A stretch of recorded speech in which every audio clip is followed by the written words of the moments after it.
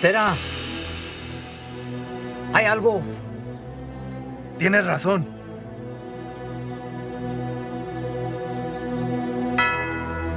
Tráeme el padre.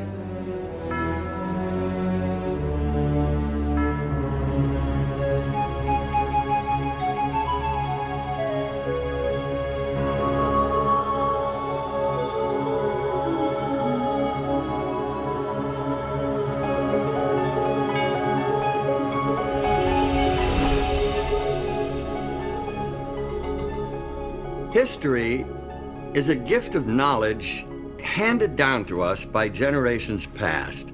This knowledge is far more than a collection of facts arranged in chronological order.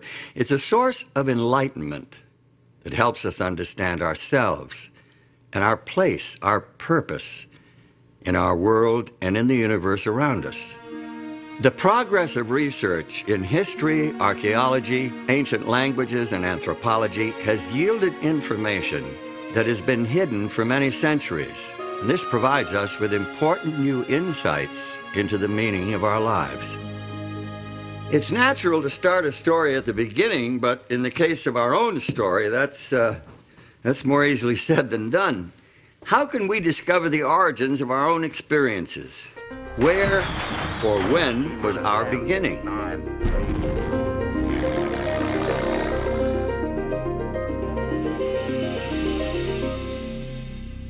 The ancient Babylonians left us one of the oldest myths about human origins. It's an epic creation poem that was written sometime during the 2nd millennium BC. It's called the Enuma Elish, which translated means, when on high. When on high the heaven had not been named, firm ground below had not been called by name, naught but primordial Apsu their begetter, and Mumu Tiamat, she who bore them all, their waters commingling as a single body. According to the experts, the ancient Babylonians believed that Apsu represents sweet water and Tiamat salt water. At the beginning of creation, the two had not yet been separated. Mingled together as they were, they possessed within them the seeds of life. They brought forth generations of gods who, in the course of time, created man. The Navajo and Pueblo Indians of North America share a traditional view of several separate creations. The Aztecs of Old Mexico had a similar belief. The god Quetzalcoatl invented people, molding them from ash. A great flood came, and all the people became fish. The Creator tried again, but there was a complete eclipse of the sun, and in the darkness, all the people were killed and eaten by jaguars. A rain of volcanic fire and ash destroyed the third creation. The fourth attempt was foiled when the world was ravaged by a violent hurricane and people turned into apes. The earth as we know it is the result of the fifth creation and is doomed to ultimate destruction by earthquake and famine. Not a very reassuring picture, is it? And yet this worldview was very real to the Aztecs. This is all depicted in the famous Sunstone, perhaps the single most important artifact from the Aztec civilization. Created in the 15th century, it weighs in at over 25 tons. Very substantial evidence of their view of beginnings. It's all there, carved in stone. But does it accurately portray our beginnings? Best-selling Swiss writer Erich von Däniken has 16 books to his credit. Nothing else he has written has had the phenomenal impact of his 1968 book, Chariots of the Gods, in which he proposed a novel view of human development here on Earth. Dim as yet undefinable ages ago, an unknown spaceship discovered our planet. The crew of the spaceship soon found out that the Earth had all the prerequisites for intelligent life to develop. Obviously, the man of those times was no Homo sapiens, but something rather different. The spacemen artificially fertilized some female members of this species, put them into a deep sleep, so the ancients say, and departed. Thousands of years later, the space travelers returned. They repeated their breeding experiment several times, until finally they produced a creature intelligent enough to have the rules of society imparted to it. The Bible and the Quran are the basis for the traditional Judeo-Christian and Islamic teachings about our beginnings. Both point to a creator from outside the bounds of space and time. They picture an all-powerful being who is above and beyond the natural laws that govern our physical universe.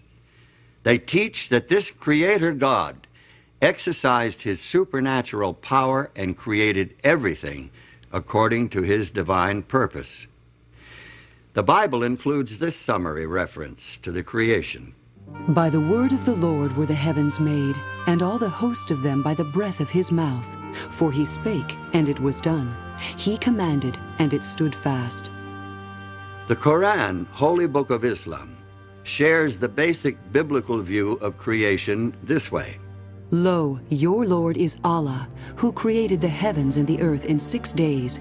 Then mounted he the throne. He covereth the night with the day, which is in haste to follow it, and hath made the sun, and the moon, and the stars subservient by his command. His verily is all creation and commandment. Blessed be Allah, the Lord of the worlds.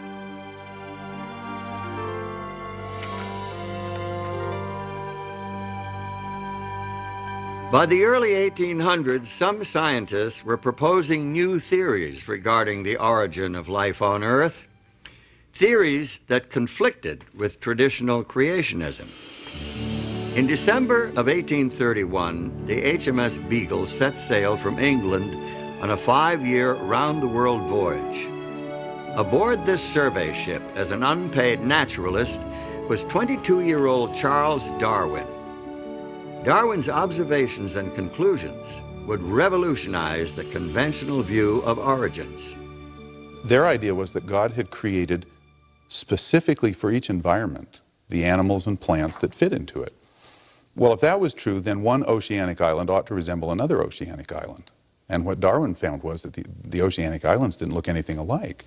The species that were on the oceanic islands were similar to the nearest continent, not to other oceanic islands.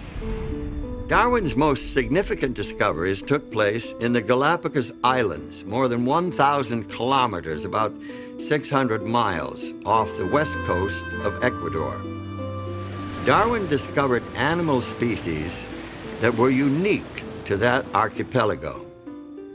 He also noted distinct variations between similar animals on different islands. He came back one day having picked up a tortoise shell from the island that he had been visiting, and the fellow who lived there and was staying at the main population center said, "Oh, you've been to," and named the island he'd been to, and he was floored. He said, "How do you know where I've been?" And he says, "Because that tortoise came from the island." And he says, "How do you know that?" And he said, "Because each island has a specially shaped tortoise, and I can recognize them." And that just blew his socks off. Darwin's observations ultimately led to the development of his theory of natural selection and the publication in 1859 of his book on the origin of species. The first edition was sold out the first day, and 5 subsequent editions with revisions were to follow. Often referred to as the book that shook the world, it helped pioneer modern scientific thought about our origins. Today, science is defined at the beginning as a materialistic process. And that's a tribute to Darwinism. I mean, that's what he brought to us, was that we had escaped essentially from God. Using Darwin's theories of evolution as a starting point, scientists and philosophers have developed their own answers to questions about beginnings. Today, there are many variations on Darwin's theme. Among evolutionary scientists, the Big Bang theory has been widely accepted as a beginning point for the story of our universe as we know it. This theory suggests that all the matter that now exists in the universe is derived from a tightly compressed, incredibly hot mass of subatomic particles that exploded something like 10 or 15 billion years ago. That tremendous blast of creative energy set the universe in motion and eventually gave birth to galaxies and stars and planets, and ultimately to every form of life and matter within the universe. The way scientists today talk about this, the Big Bang really is the whole universe, and that it is really space itself which is expanding and creating new space in the course of time. If we think of ourselves in a way as kind of being able to look at the universe from some extra dimension, it perhaps would appear as the tremendous explosion starting out from a single point. The theory of evolution teaches that life on Earth has evolved over vast periods of time, with simple single-celled forms developing into complex organisms purely by blind chance, through a process of trial and error. It was this process that Charles Darwin called natural selection. And he said, essentially, that there were 4 steps. He said, first of all, variation exists. No 2 individuals in a population are ever exactly alike. Secondly, that every population overproduces. More young come into existence in 1 year than can possibly live until the next year. So that leads to the struggle for existence, the competition, and then survival of the ones that are the fittest. The fittest are simply those that have variations that give them an advantage. And the last thing was that the variations are inherited, so that the ones that live reproduce, and their offspring are more likely to have these fit variations. Are we the unplanned and accidental result of evolution through natural selection? Or are we the handiwork of a supreme being, the Allah of the Quran and the God of the Bible?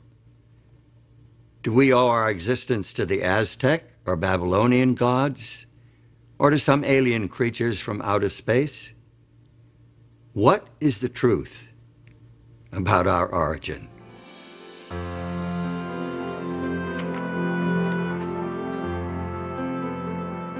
Today, the theory of evolution is presented to school children and promoted in the media as if it were proven fact. The truth of the matter is, however, the theory of evolution is just that, a theory. Its scientific foundations are actually kind of shaky. Molecular biologist and author Michael Denton gives us this insight into Charles Darwin and his theory. The popular conception of a triumphant Darwin increasingly confident after 1859 in his views of evolution is a travesty.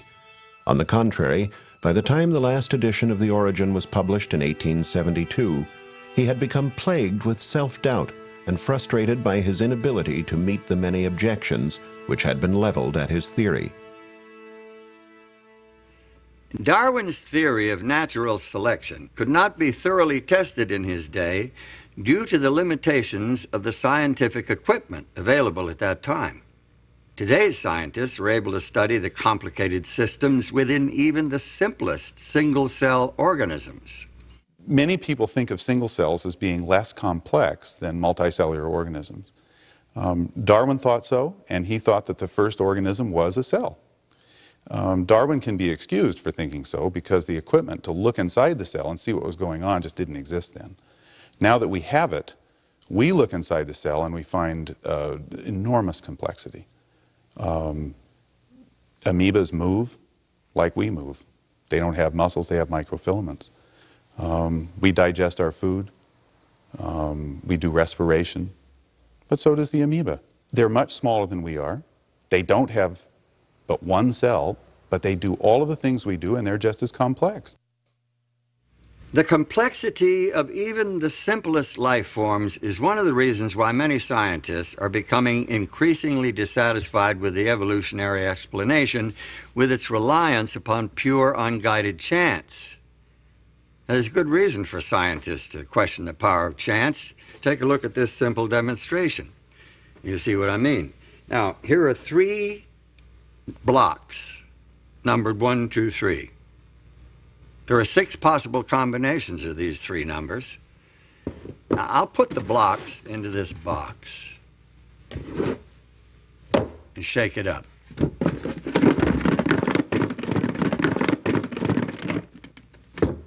Now, if I were to take out the blocks one at a time, what are my chances of taking them out in numerical order?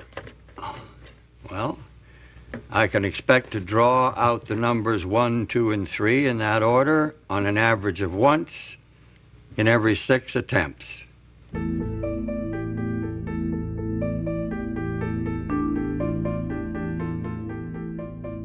Now, here are 2 more blocks, numbered 4 and 5.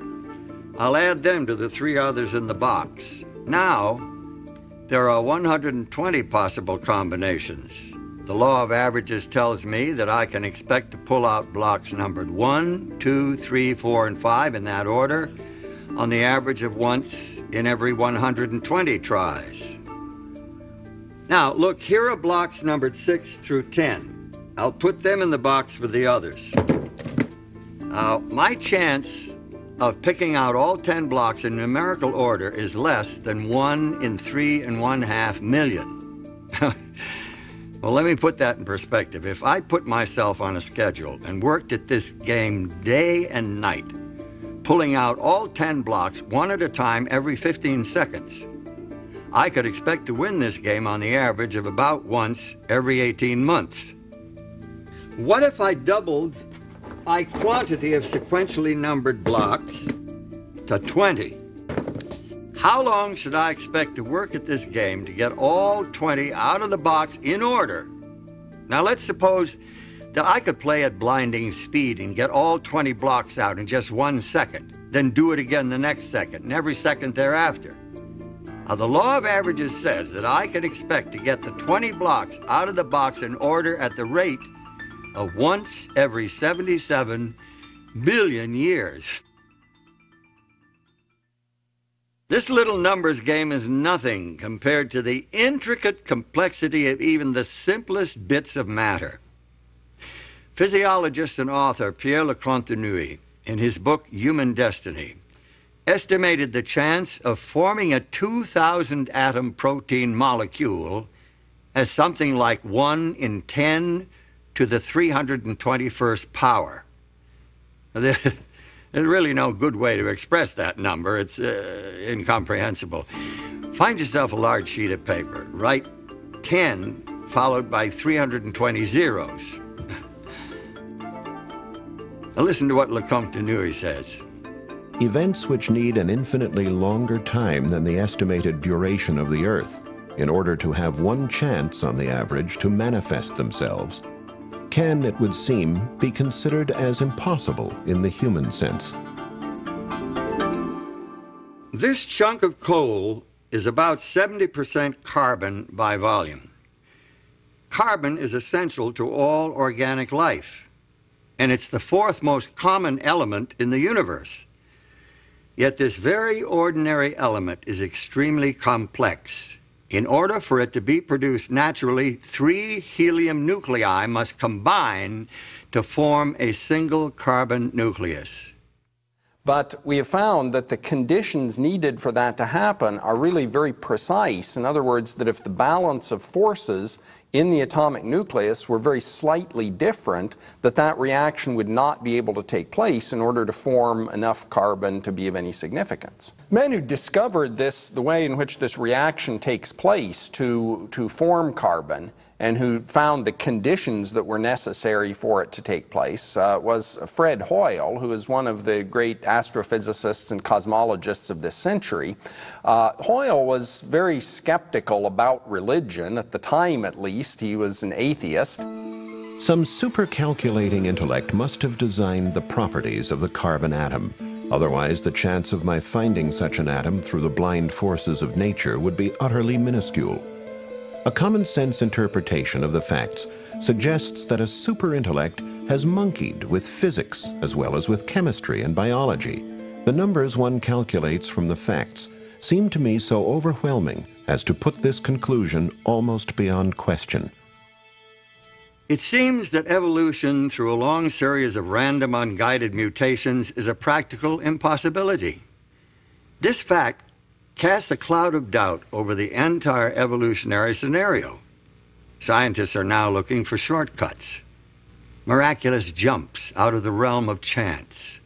Many are frankly awed by their discoveries, finding more and more clear evidence of intelligent design in nature.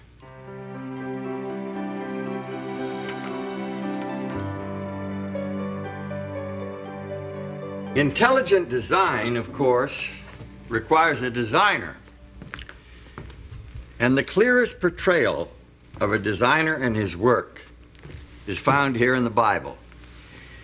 The creation account itself records a systematic progression of creative acts culminating in the creation of man. The Hebrew prophet Jeremiah emphasizes this intelligent design when he writes about the Creator. He hath made the earth by his power. He hath established the world by his wisdom, and hath stretched out the heavens by his discretion. Biblical creation theology does not attempt to provide a scientific description of God's creative acts. Instead, it suggests the meaning, the purpose, the goal of creation. Through faith, we understand that the worlds were framed by the Word of God, so that things which are seen were not made of things which do appear. I think the most important thing about this verse, as far as our understanding of creation is concerned, is that seeing the universe as creation is a matter of faith rather than of scientific knowledge. That is, that we can understand the universe in detail by scientific investigation, but we see it as the creation of God because of our personal trust and confidence in God. Now, perhaps some of us have been too quick to discard this old book as an irrelevant collection of useless fables and legends and traditions. Its value lies far beyond the realm of science. It deals with concepts that cannot be analyzed in a laboratory. It addresses many questions that science cannot answer.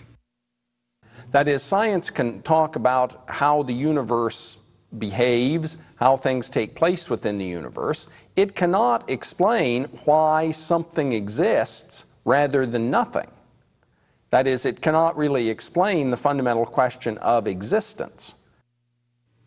Could it be that the neglected pages of Scripture actually offer accurate insights into our origins?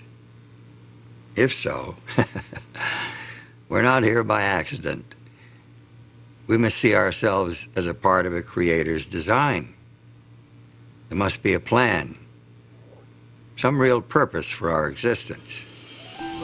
And God said, "Let us make man in our image, after our likeness, and let them have dominion over the fish of the sea, and over the fowl of the air, and over the cattle, and over all the earth, and over every creeping thing that creepeth upon the earth." The creation story depicts God as having great ambitions, high hopes for the human race.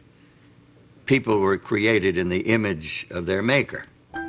In their original innocence, they had direct communication with God, an intimate, personal, face-to-face relationship with their Creator.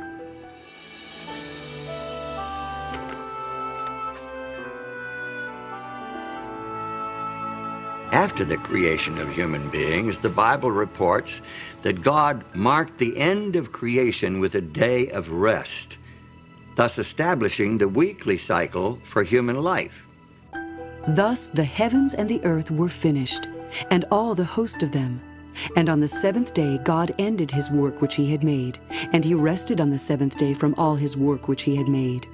And God blessed the seventh day and sanctified it, because that in it he had rested from all his work which God created and made. God creates the entire world in 6 days, and then he rests on the Sabbath. The Sabbath is, though, a creation in and of itself, because what it does is put the rest of the 6 days in perspective. What did God create on the seventh day? As a matter of fact, God created nothing on the seventh day.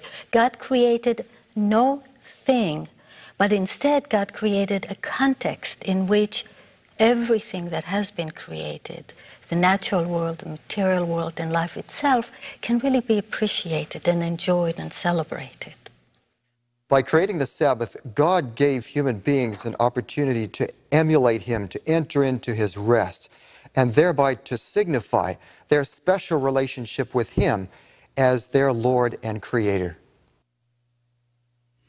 Notice what Pope John Paul II said in his 1998 apostolic letter entitled Dies Domini.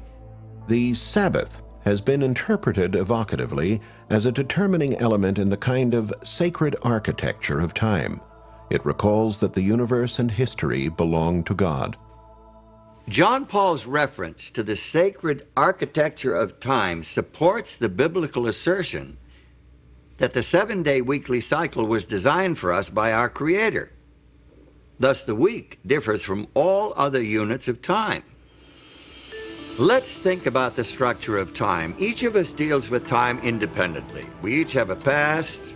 We each live in an immediate progressing present that we sense is moving quickly or slowly, depending on our age and other subjective factors.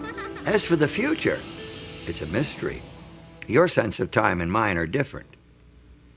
In order for us to coordinate our activities, we must have external reference points. Now, most of what we need for timekeeping we get from creation. The story defines a day as a period of darkness and light, evening and morning. It is caused by the rotation of the earth upon its axis. More precise units of time, hours, minutes, and seconds, are simply fractions of the day. That's easy. That's easy. The year is the period required for the earth to orbit the sun. The month, as we know it today, is loosely based on a full cycle of lunar phases, but it's been adjusted to make 12 months equal 1 year. The week is a different story altogether.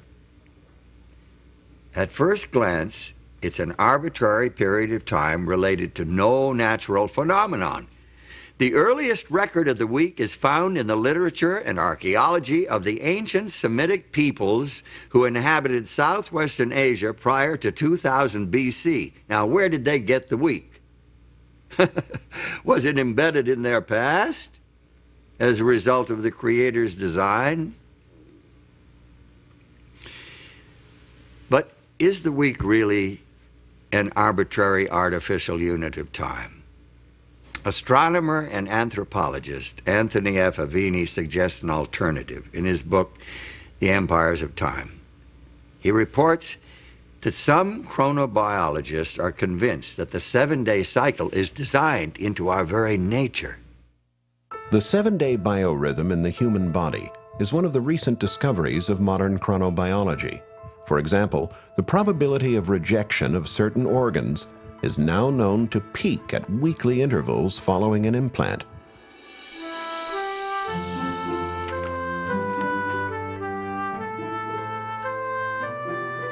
The widespread acceptance of the 7-day week over thousands of years of history is additional evidence supporting the divine origin of the weekly cycle.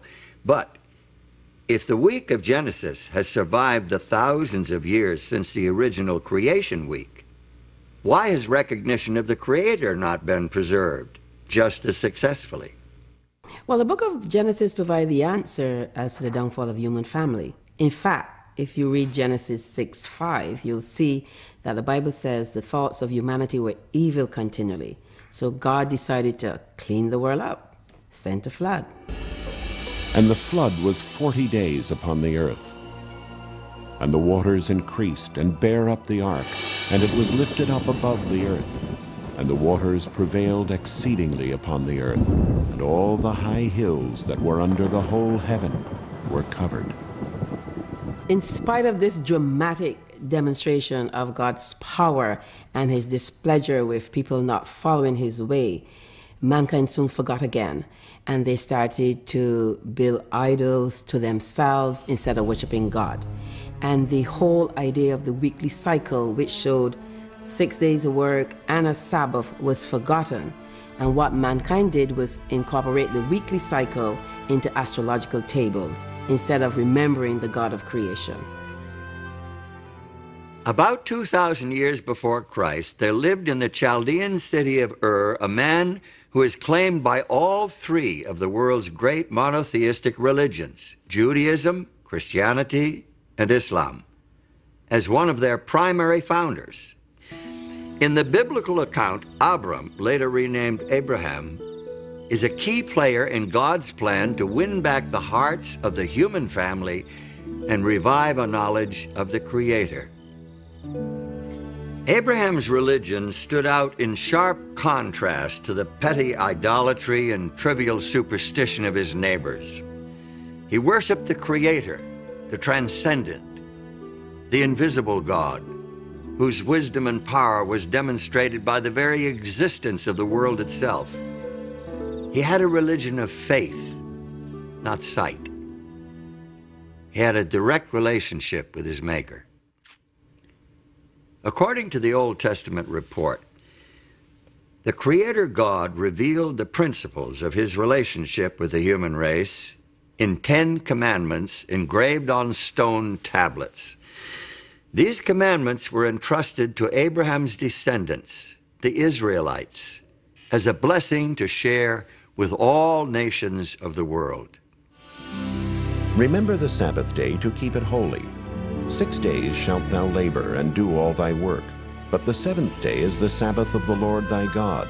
In it thou shalt not do any work, thou, nor thy son, nor thy daughter, thy manservant, nor thy maidservant, nor thy cattle, nor thy stranger that is within thy gates. For in 6 days the Lord made heaven and earth, the sea, and all that in them is, and rested the seventh day. Wherefore the Lord blessed the Sabbath day and hallowed it. This is by far the longest of the 10 Commandments. It's unique in that it includes the divine credentials, declaring the identity of the lawgiver and establishing his authority as creator to command the worship of his creatures. The commandment to observe the Sabbath shows the intimate relationship between God and creation. It shows that God not only creates, not only works to bring everything that is into being, the physical world, the natural world, and all that lives in it, but it also shows that God maintains intimate relationship with creation and steps back to withhold and to take in, as it were, everything that has been created, and celebrates and cherishes that which has been created. The Sabbath reveals God's compassion for his creatures. In Exodus 23, verse 12, there's a law regarding the Sabbath, and it says, 6 days you shall do your work, but on the seventh day you shall rest, that your ox and your ass may have rest, and the son of your bondmaid and the alien may be refreshed. So the Sabbath is a gift for God's creatures, not only human beings here, but it's also the ox and the ass, so that they can have rest from their labor that they do during the rest of the week. In the 5th book of the Bible, Deuteronomy, we find the 10 Commandments repeated.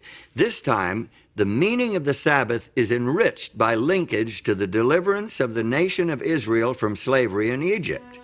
Keep the Sabbath day to sanctify it, as the Lord thy God hath commanded thee. And remember that thou wast a servant in the land of Egypt, and that the Lord thy God brought thee out thence through a mighty hand and by a stretched out arm. Therefore the Lord thy God commanded thee to keep the Sabbath day. We participate in God's redemption, just as the nation of Israel participated in God's redemption, because God has liberated us from something. Now, he liberated the ancient Israelites from Egypt, from Pharaoh, this oppressor. What God does is to liberate us as individuals from the oppressive power of Satan and from the sin that destroys us. Individuals today are in great need of finding a sanctuary in time, which is what the Sabbath is. We are overburdened and driven by the material world and by our own creativity of material things. And the Sabbath becomes the liberation from things. It becomes the liberation from slavery to objects, to technology, to economics, to all the things that make us work frantically towards producing more and more.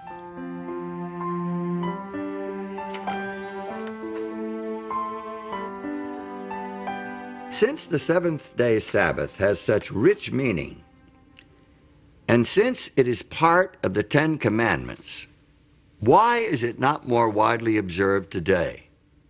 Good question. Especially in view of the widespread recognition that this commandment, along with the rest of the 10, applies not only to the people of Israel, but to the whole human family. As it is the law of nature that in general a due proportion of time be set apart for the worship of God, so in his word, by a positive, moral, and perpetual commandment, binding all men in all ages, he hath particularly appointed one day in 7 for a Sabbath, to be kept holy unto him. The Sabbath was binding in Eden, and it has been in force ever since. This fourth commandment begins with the word remember, showing that the Sabbath already existed when God wrote this law on the tables of stone at Sinai. How can men claim that this one commandment has been done away with, when they will admit that the other 9 are still binding? The Sabbath was made for man, not for the Hebrews, but for all men. The Sabbath commandment reveals to us a picture of a Creator who craves a place in the hearts and lives of all his human children.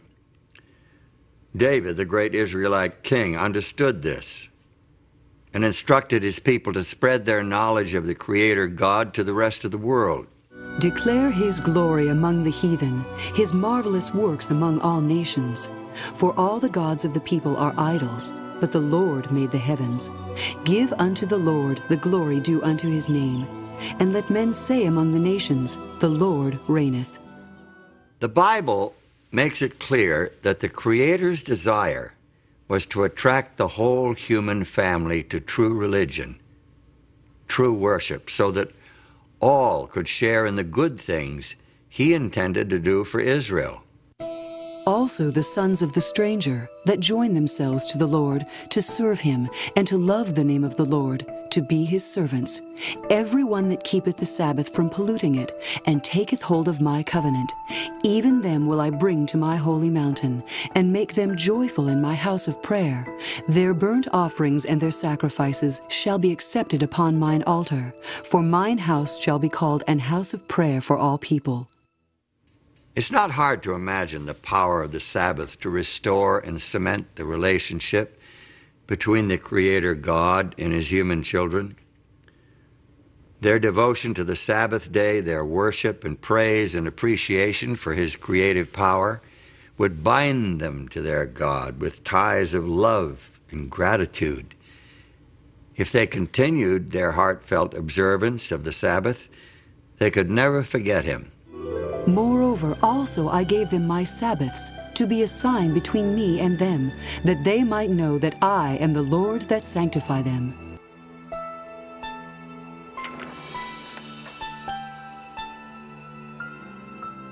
To those who honored the Sabbath of God, the day took on deep personal meaning. The day of rest and worship was an opportunity to know their Creator, who had promised to make them his own holy people. But history records that many of the Israelites didn't take advantage of this opportunity. There's evidence in the prophets, for example, Isaiah, that the Sabbath was poorly observed and neglected. Nehemiah also refers to that. The people had a problem with this.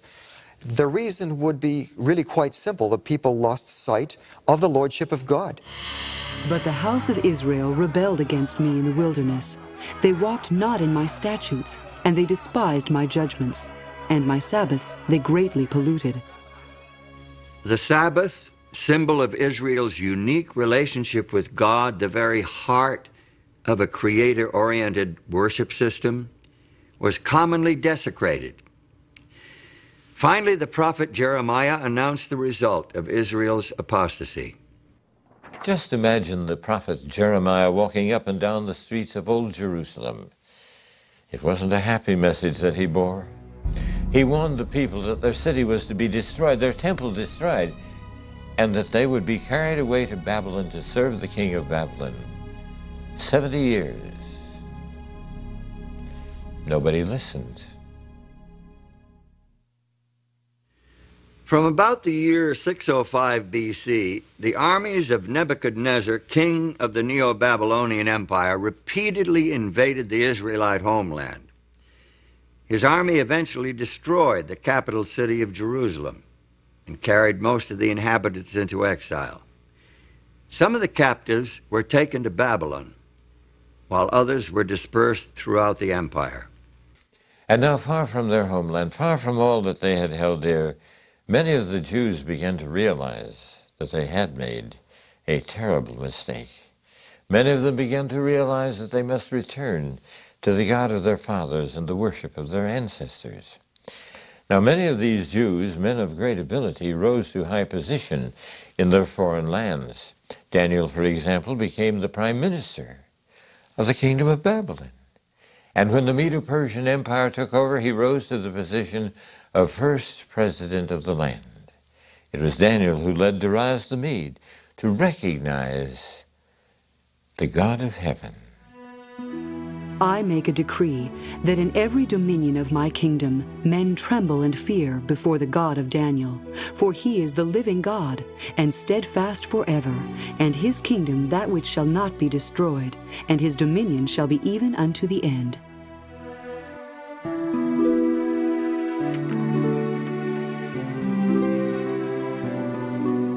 There is evidence to suggest that the religion of the exiled nation became so well known that it influenced the philosophical and religious movements of the following century.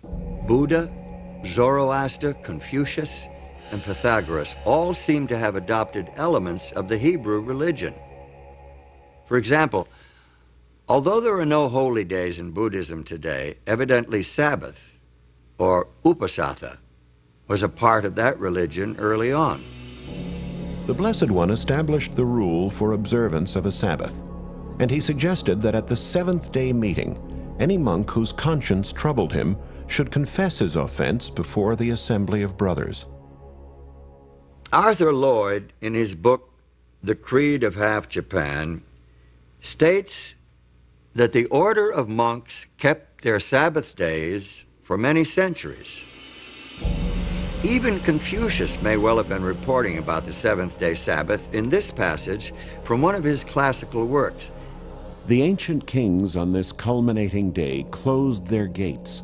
The merchants did not travel, and the princes did not inspect their domains. Some knowledge of the weekly Sabbath eventually found its way into numerous cultures.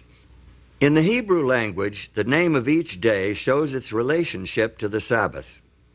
The first day is called Echad B'Shabbath, one accompanying or along with the Sabbath. Each succeeding day proceeds toward the Sabbath until the sixth day, which is called Eve of the Holy Sabbath. Day 7 then is Sabbath. In more than 100 ancient and modern languages, the seventh day of the weekly cycle was named Sabbath or its equivalent.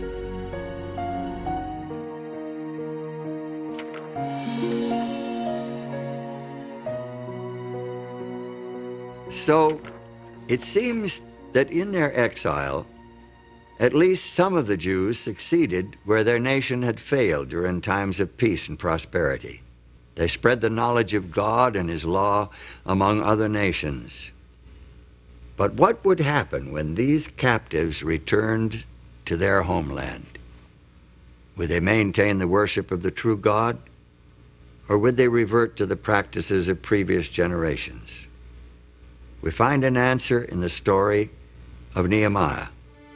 Nehemiah did not return to Jerusalem when the others went, but when one came telling the state of affairs. This news so saddened Nehemiah that he says he actually sat down and wept.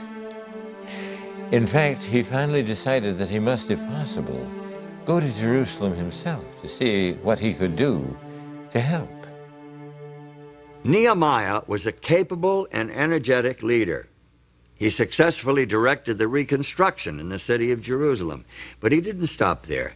He was a zealous reformer with a burden for restoring the spiritual life of his people, because he saw Sabbath breaking as a reason for the years of captivity. He was particularly devoted to preserving the sanctity of the holy day. He discovered that the people were buying and selling on the Sabbath day. Well, he said, we can't do this sort of thing.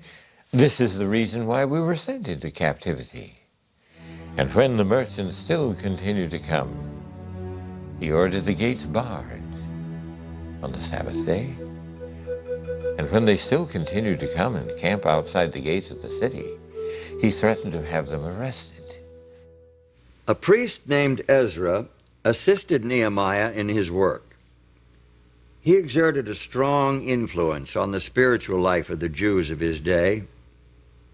Ezra taught the people God's laws and led a spiritual revival and reformation based on the inspired scriptures. The people joined together in a solemn oath to obey the commandments that God had given through Moses. They promised not to desecrate the Sabbath by entering into commerce on that day. They observed the holy day so carefully and consistently that Sabbath keeping became a distinctive characteristic of their nation.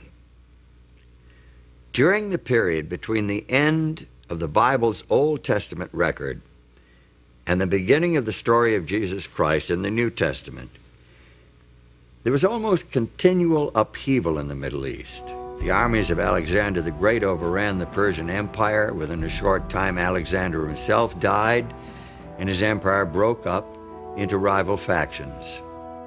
Palestine, along with Syria, eventually came under the rule of the Seleucid dynasty. King Antiochus IV is notable especially because of his opposition to the religion of the Jews. His troops took over the temple in Jerusalem and set up a system of pagan worship in its courts. Josephus, the famous chronicler of Jewish history, tells us that Antiochus tried to stamp out all visible evidence of the Jews' spiritual identity. So he sent emissaries to Jerusalem, declaring, they must tear down the altar of Jehovah. They must give up the worship of the Sabbath. So they gathered themselves together, fled to the wilderness, and there they found a cave that could accommodate their numbers, about 1,000. Now when it was told the king's servants that certain men who had broken the king's commandment were gone down into the secret places in the wilderness, they pursued after them a great number, and having overtaken them, they camped against them, and made war against them on the Sabbath day. And they said unto them, Come forth, and ye shall live. But they said, We will not come forth, neither will we do the king's commandment to profane the Sabbath day. And they burnt them as they were in the caves, because they were not willing to break in upon the honor they owed the Sabbath, even in such distresses. There were about 1,000 with their wives and children, who were smothered and died in these caves. The martyrdom of those Jewish patriots in the days of Antiochus IV is a great testimony to the power of their beliefs.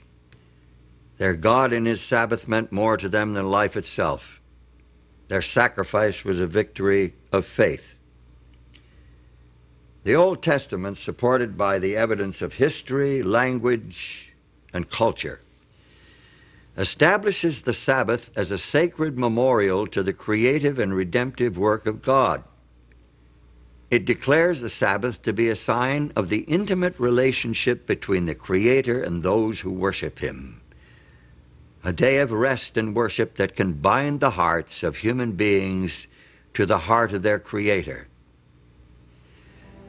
When early Christians inherited the Sabbath, the teachings of Jesus Christ and his disciples served to emphasize and enrich its meaning, magnifying its importance. Today, for many Jews and Christians alike, it is still a central point of spiritual life and worship. To this day, it remains a defining element in the sacred architecture of time.